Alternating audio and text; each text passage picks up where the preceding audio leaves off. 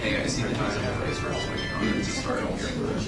I can't have any drag on them. From one year, at home, Great.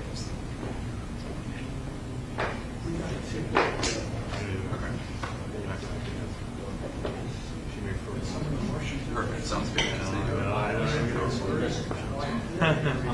So I'll just let whoever's opening. Great. And then as soon as he's on the bid, so I would give the 2 count after you on mute, and then just note all of them for the cameras. Okay. I'm sure.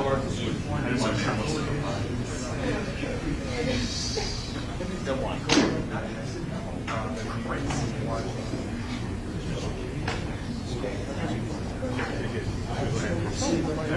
Vacation movie. the kids are different. The kids. Oh, they changed the kids? Remember Louisiana? Yeah, I've never seen her. Was she a comedic actress? I don't know what the movie is. She's been in some.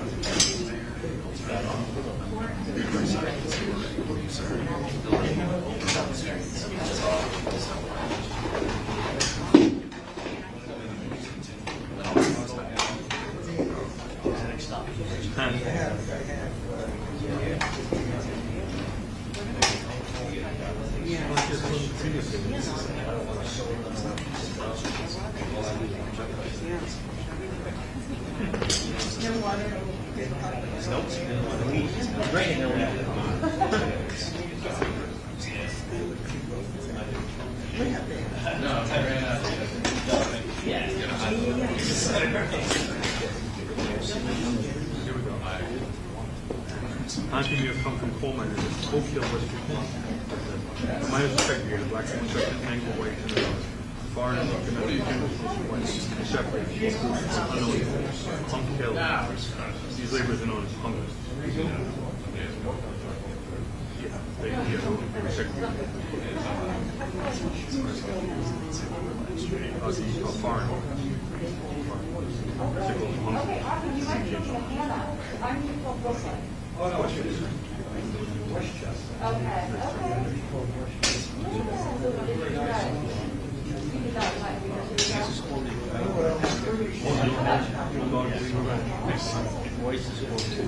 Okay.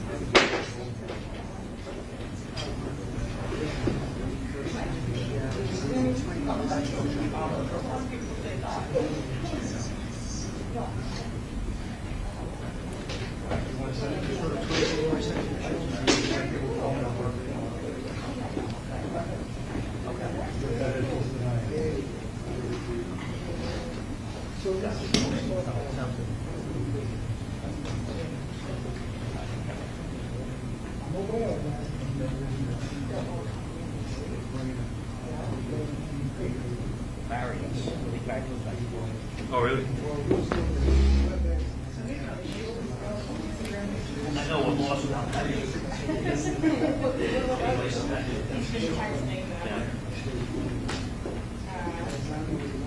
They all give it their all. You know what it is, yes,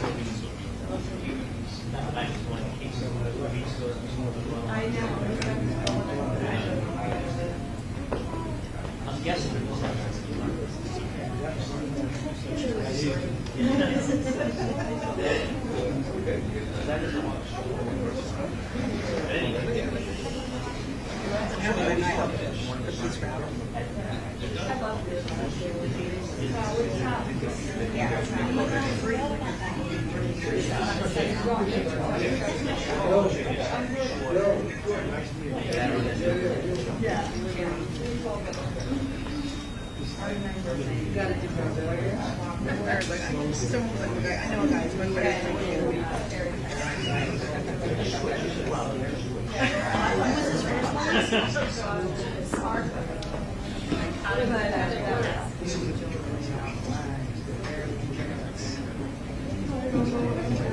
Oh, I do remember that.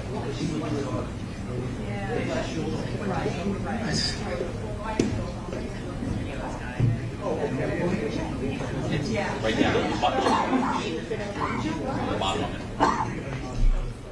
Thank you. Mic check 1 2. This is a microphone check for the media room, and if for any other media who wants to check their mics. What's up, Bill? Check 1 2 3 4 5 6 7 8 9 10 10 9 8 7 6 5 4 3 1. We just got a 2-minute warning, fellas.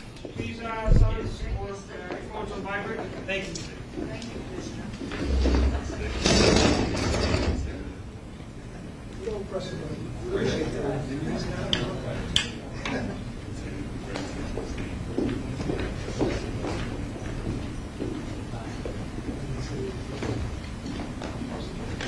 Well, just check this out one last time. One, two on the Joey, 1, 2, 3, or one left. 1, 2, 3, 1, 2, 3. Mike's on. Mike's not on. All right, how about now? That would help, right? Try again. 1, 2, 3. On the left? Left side? Left side? Right side?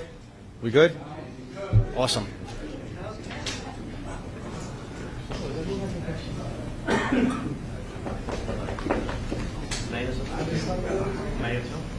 Hey, you.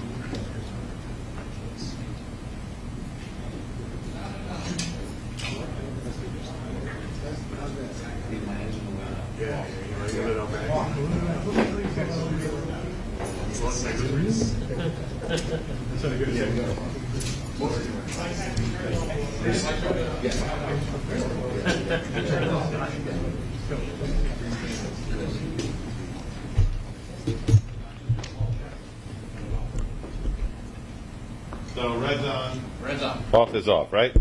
Okay. You good? Yep. Okay. We're We're about about 30 seconds out.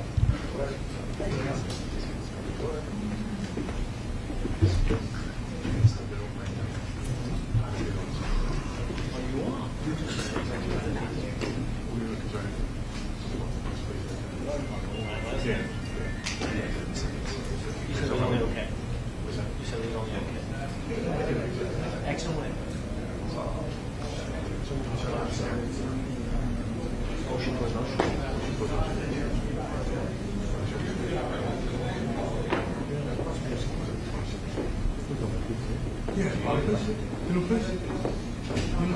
Yeah, just open up.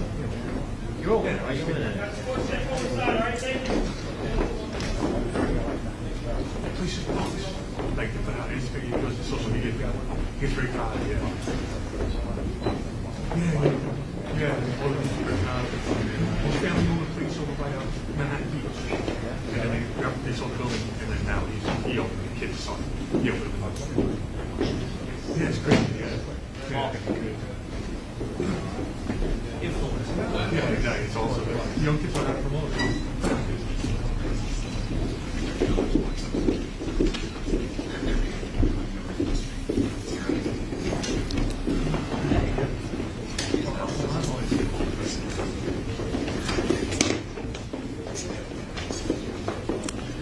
Good afternoon. I'm John Miller, Deputy Commissioner for Intelligence and Counterterrorism of the New York City Police Department. With me, Police Commissioner Keechant Sewell, Chief of Detectives James Essig, Breon Peace, the United States Attorney for the Eastern District of New York, Mike Driscoll, the Assistant Director in charge of the FBI's New York office, John DeVito, Special Agent in charge, ATF. These are the partners who have been working with us from the first moment of this incident, and we have important information to transmit today. First, we'd like to go to the mayor, live from Gracie Mansion.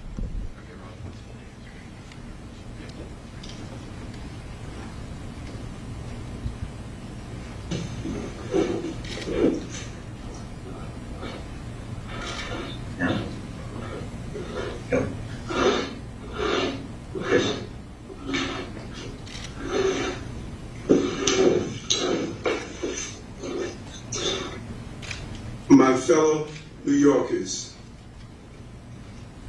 we got him. We got him. I cannot thank the men and women of the New York City Police Department enough, as well as our federal agents, our state police, our first responders, from the 9/11 operators to the various men and women from our medical professions.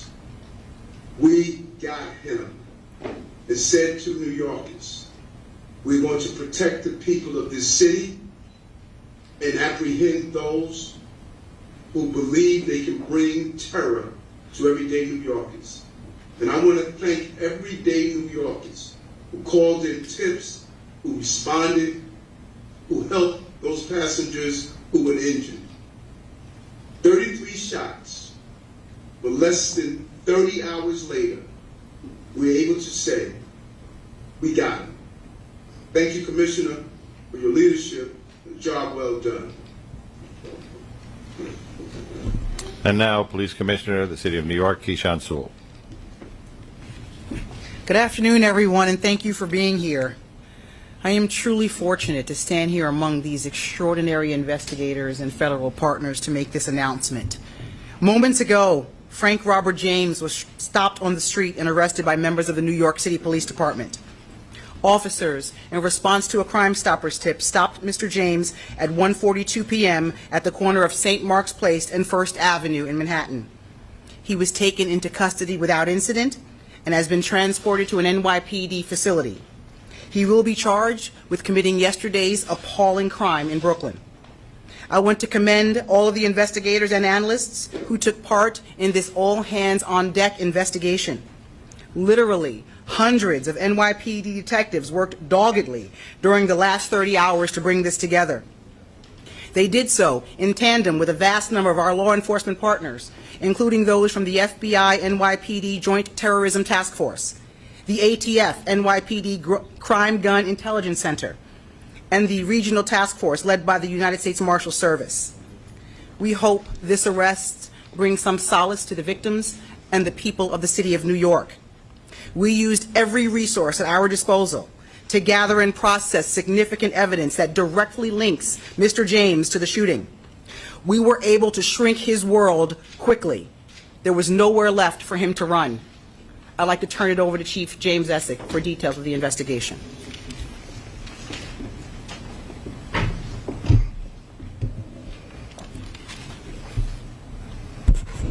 Good afternoon, everybody. I'd like to update the public on yesterday's incident on the subway in Brooklyn on the Manhattan-bound N train. Through the course of this investigation, we developed additional information and evidence. Mr. Frank James, our person of interest, now became a wanted individual for yesterday's horrific incident. Mr. James is a male, 62 years old. He is known to us and has ties in Wisconsin, Ohio, Pennsylvania, New Jersey, and New York City. His arrest history in New York is 9 prior arrests, dating from 1992 to 1998. Those include possession of burglary tools 4 times, criminal sex act, theft of service 2 times. He was arrested on a New Jersey warrant. He also has a criminal tampering.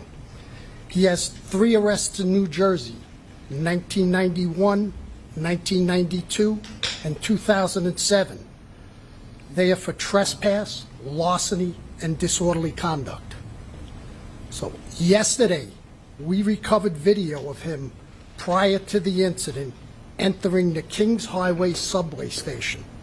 He has the same black cart that he has later recovered on the crime scene. The pictures are to my right over here. This We'll make these available electronically after this. This station is 3 blocks from where we recovered the U-Haul truck that he rented in Philadelphia. The key to that truck was recovered at the crime scene. This jacket, the distinctive orange jacket, was also recovered, as well as his construction helmet he was wearing, and we recovered that in a garbage bin in transit.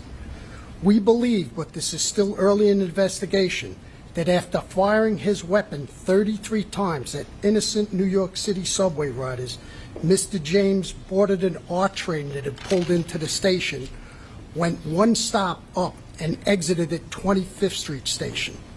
We also have a picture of that.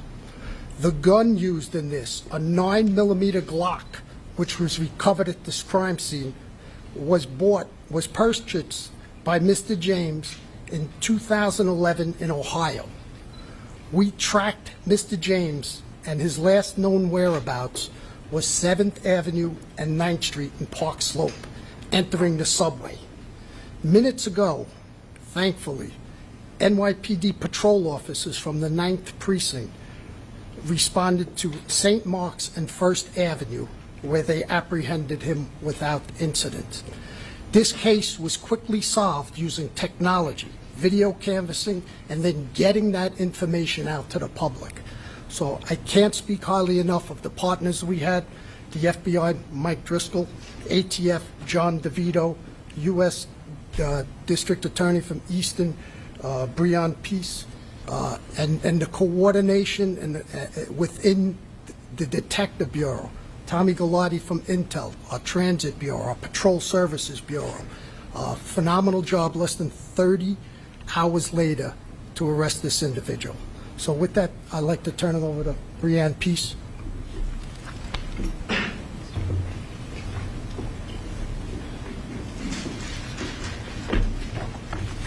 Good afternoon. Thank you. Yesterday was a dark day for all of us, but the bright spots of the incredible heroism of our fellow New Yorkers helping each other in a time of crisis, the quick response by our first responders, and the hard work by all of our law enforcement partners that has been ongoing is truly a bright spot here. Today, Frank James has been charged by complaint in Brooklyn Federal Court with one count of violating 18 U.S.C. sections 1992 A7 and B1, which prohibits terrorist and other violent attacks against mass transportation systems. He has been apprehended. He will be arraigned in federal court in Brooklyn, and if convicted, he will face a sentence of up to life imprisonment. My office is prepared to prove beyond a reasonable doubt that on April 12, 2022, in Sunset Park, Brooklyn, in the Eastern District of New York, Frank James did knowingly and without lawful authority and permission commit an act, including the use of a dangerous weapon, with the intent to cause death and serious bodily injury to passengers and MTA employees on the New York City subway system. The government will prove, among other things, that James traveled across state lines in order to commit the offense and transported materials across a state line in aid of the commission of the offense. We, in the Eastern District of New York U.S. Attorney's Office, are working closely with all of our law enforcement partners, the FBI, NYPD, ATF, U.S. Marshals Service, and others, including the Kings County District Attorney's Office. And my office and our law enforcement partners will use every tool at our disposal to bring this individual justice and bring justice to New Yorkers and restore safety and peace of mind to all. And we'll continue to do so as this case proceeds. Thank you. Mike?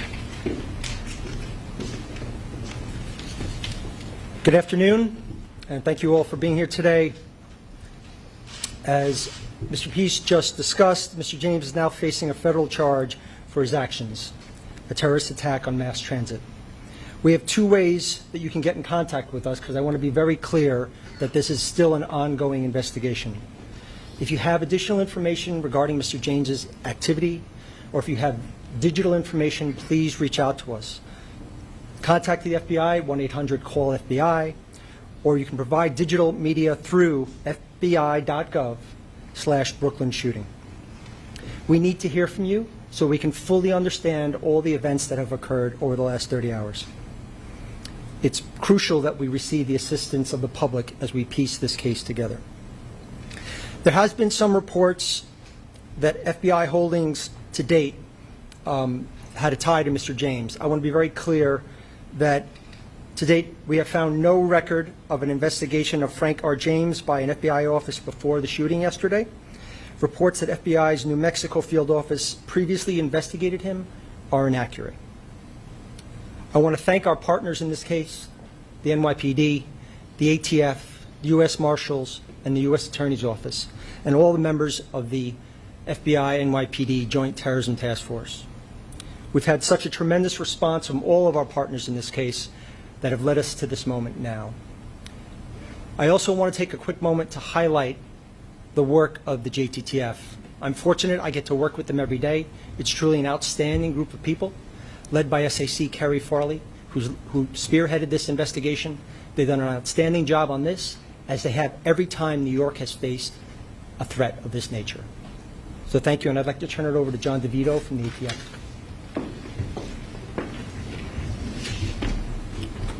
Good afternoon, everyone. Again, my name is John DeVito. I'm Special Agent in Charge for ATF here in New York State. One of the key points that A. Dick Driscoll pointed out was that we could not have done this without the public's help. First, let me say our thoughts and prayers and actions for the past 2 days have been with the victims as well as all New Yorkers. The men and women of ATF have been working side by side with NYPD, FDNY, Marshals, FBI to solve this heinous crime, which we have. Immediately after the attack, New York City Crime Gun Intelligence Center, or CJIC, which is a unit comprised of highly skilled analysts, investigators from ATF, NYPD, as well as a myriad of other vital partners, whose sole purpose is to collect, analyze, and disseminate actionable intelligence regarding gun violence. Just imagine a team of dedicated professionals exploiting every nugget of intel from gun violence, the firearms, and then weaponizing that information to use it against the people that are terrorizing our communities. That's your CJIC. The timeline on this gun's life spans 16 years and 5 states. And I'm very proud to say that late yesterday evening, about 12 hours after this attack, ATF agents were able to close the loop on that extensive time span and determined that Frank James purchased said firearm from a federal firearms licensee in Ohio in 2011. So essentially, we tied that gun, utilized in the shooting, to our target, and now we have our target in custody. Thank you. Okay, we're going to be in that we've told you almost everything we have to say, able to answer some very limited questions. Tina. Can you tell us a little bit about the Crime Stoppers? There's a report they call themselves in. Is that true? There was a person who called Crime Stoppers. We're reviewing who exactly made that call. Rocco? Commissioner, we'll repeat that from another one. He alludes in one of his videos to yesterday's date. Does that date have any significance? And is it clear yet what the motivation was for the shooting? I think first and foremost, we were looking to get this guy off the street before he did any more carnage, brought any more carnage to the city.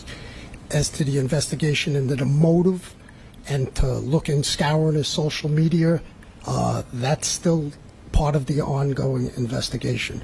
But again, first and foremost, we wanted to take him off the street. The investigation is continuing into the motive, into his social media postings. Bloomberg. You said Mr. James walked into a Park Slope subway station. What time was that, and what was he doing in between then and when you guys called him? That was 9:15 yesterday. So the incident occurs at 8:24. So he exited the 25th Street Station House shortly after 8:24. The R train pulls in. We catch him next going into a Park Slope on 7th Avenue and 9th Street at 9:15. And then we grab him today. But we had literally hundreds of detectives out scouring video throughout the crime scene and beyond. And so this is 9 a.m.? Excuse me? 9 a.m. that he goes into Park Slope? Yes, that was him. Yesterday at 9:15. All right, Mark. And do you have any idea where he was previously today? Any ideas on his whereabouts? Was he tracked in any way? Did he say anything when he was arrested? No, his arrest was just literally minutes ago. So we haven't even, he's just arrived at the precinct shortly. As to his whereabouts, that's part of the investigation. Detectives are out going through video canvases, and we're going to backtrack that, and that will take literally weeks. Katie. A two-part question. The first is, did the NYPD previous to yesterday's attack have any complaints, or did they look into any of the cameras being out, not just at 36th Street, but at 45th and 25th? And additionally, is there any indication that Mr. James was going to do any more attacks in New York City? Well, we'll get back down to cameras, but after the second part. Yeah, as far as them doing any more attacks, that's again, that's part of the investigation. Our main focus was to take him off the street immediately. And do you know how? Go ahead. Do you know how he purchased the gun? If he had a criminal record? You can't have a felony conviction to purchase the gun, so he had no felony convictions. Okay, New York one. Emily, how are you? Hi. Has the mayor's security detail been returned to its typical size and scope? So we're not going to discuss that. Juliet Papa. Yes, can you take us from the Crime Stopper tip to the arrest? What happened in between? How was he located? And The Crime Stopper tip today? Yeah, go ahead, boss. Hey, Juliet. Good afternoon. Crime Stopper tip comes in, reports that the male is in the McDonald's on 6th Street and 1st Avenue in the 9th Precinct down on the Lower East Side in East Village. Officers respond to the McDonald's. He's not in the McDonald's. They start driving around the neighborhood looking for him. They see him on the corner of St. Mark's and 1st, and they take him into custody. No incident and take him into custody. did NYPD do an audit of cameras at subway stations just to make sure they're all working in the future, so it was easier to catch a person if he does something like this? Yeah, so the camera systems in the subway system are not NYPD cameras. They're owned and maintained by the MTA. We have access to them. We do regularly look and see which cameras are working, which ones are not, but the responsibility for those cameras belongs to the MTA. Tony. Are you going to make the officers who made the apprehension available? Are you going to identify them? Or any special? Not at this time. If we do, we'll let you know. Rocco. For Chief Justice, Chief, in interviews that took place throughout the day yesterday with any of the surviving victims as well as people who were on the train, have you been able to glean anything about what he said or did on the train that yields a little bit more about his motivation, about what he intended to do? We have witnesses on the train who said he was sitting in the back corner of the second car, and he popped the smoke grenade.